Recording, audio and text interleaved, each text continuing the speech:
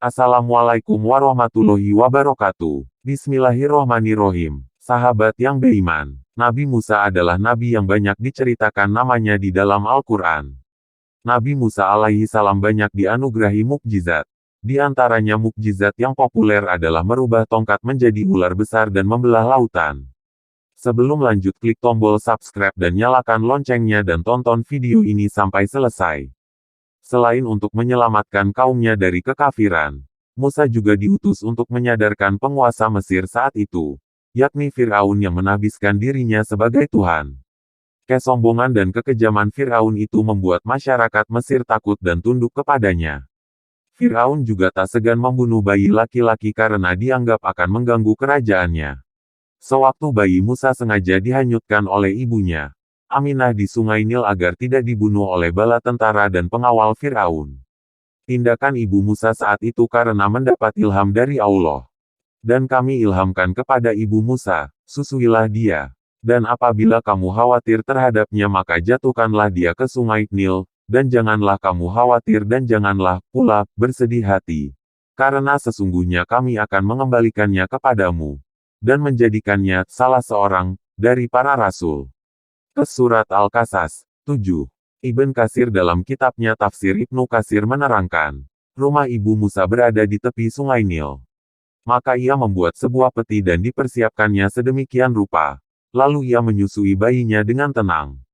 Apabila masuk ke dalam rumahnya seseorang yang ia takuti, maka ia pergi dan menaruh bayinya di dalam peti itu. Lalu ia hanyutkan ke Sungai Nil. Tetapi peti itu diikatnya dengan tali yang berhubungan dengannya. Pada suatu hari datanglah kepadanya seseorang yang ia takuti masuk ke dalam rumahnya. Maka ia pergi dan meletakkan bayinya ke dalam peti itu. Lalu ia hanyutkan ke Sungai Nil. Tetapi karena terburu-buru, ia lupa mengikatnya dengan tali. Maka peti itu terbawa hanyut oleh aliran Sungai Nil sehingga melewati istana Raja Fir'aun. Maka dipungutlah peti itu oleh dayang-dayangnya. Dan para dayang membawa peti itu kepada istri Fir'aun. Para dayang tidak mengetahui isi peti itu dan mereka merasa takut untuk membukanya tanpa sepengetahuan istri Fir'aun. Karena itulah mereka menyerahkannya kepada istri Fir'aun. Setelah istri Fir'aun membuka peti itu, ternyata di dalamnya terdapat seorang bayi laki-laki yang sangat tampan, lucu serta bercahaya. Dan Allah menjatuhkan rasa cinta ke dalam hati istri Fir'aun terhadap Musa saat memandangnya. Demikian itu merupakan kehendak Allah yang telah menakdirkan istri Fir'aun sebagai orang yang bahagia dan menakdirkan suaminya sebagai orang yang celaka. Karena itulah disebutkan oleh firman-Nya, maka dipungutlah ia oleh keluarga Fir'aun yang akibatnya dia menjadi musuh dan kesedihan bagi mereka.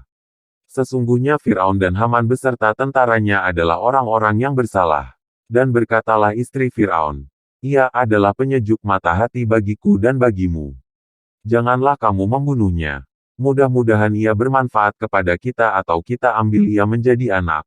Sedangkan mereka tiada menyadari. Kemudian Asia istri Fir'aun meminta kepada Aminah ibu Musa untuk tinggal di istana sambil menyusui bayi itu. Tetapi ibu Musa menolak dengan alasan bahwa sesungguhnya dia mempunyai suami dan banyak anak. Ia tidak mampu tinggal di istana meninggalkan mereka. Tetapi jika istri Fir'aun menyetujui, ia mau menyusuinya di rumahnya sendiri. Akhirnya istri Fir'aun menyetujui usulnya dan memberinya perbelanjaan, pakaian, hubungan yang akrab, perlakuan yang baik, dan hadiah yang berlimpah. Pada akhirnya ibu Musa pulang ke rumahnya dengan membawa anaknya dengan hati yang puas lagi disukai. Ternyata Allah telah menggantinya dengan rasa aman yang pada sebelumnya ia selalu dicekam oleh rasa takut. Dan Allah memberinya kemuliaan dan kedudukan serta rezeki yang mengalir secara berlimpah. Setelah dewasa, Musa kemudian diutus untuk menyadarkan Fir'aun. Tak hanya itu, Musa juga dihadapkan pada pengusaha rakus yakni Karun dan politisi busuk Haman.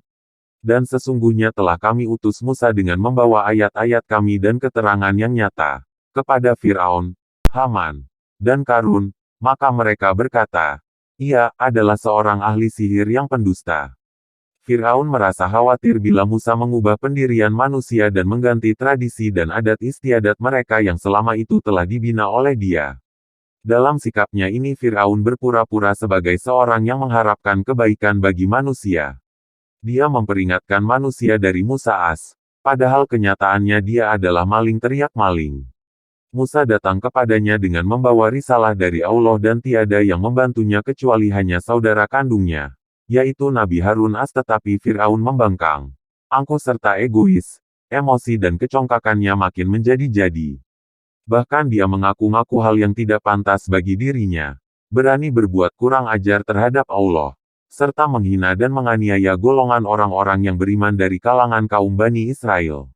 Akan tetapi, Allah memelihara Rasul-Nya yaitu Nabi Musa, dan Nabi Harun serta meliputi keduanya dengan pertolongannya dan menjaganya dengan mata kekuasaannya yang tidak pernah tidur. Hujah, perdebatan, dan mukjizat-mukjizat ditegakkan di tangan Nabi Musa, dan Allah menamparkannya melalui Nabi Musa secara berangsur-angsur dan berturut-turut, sehingga membuat akal kebingungan dan hati merasa kagum dengannya. Di hadapan mukjizat-mukjizat itu tiada suatu daya upaya pun yang dapat menghadapinya.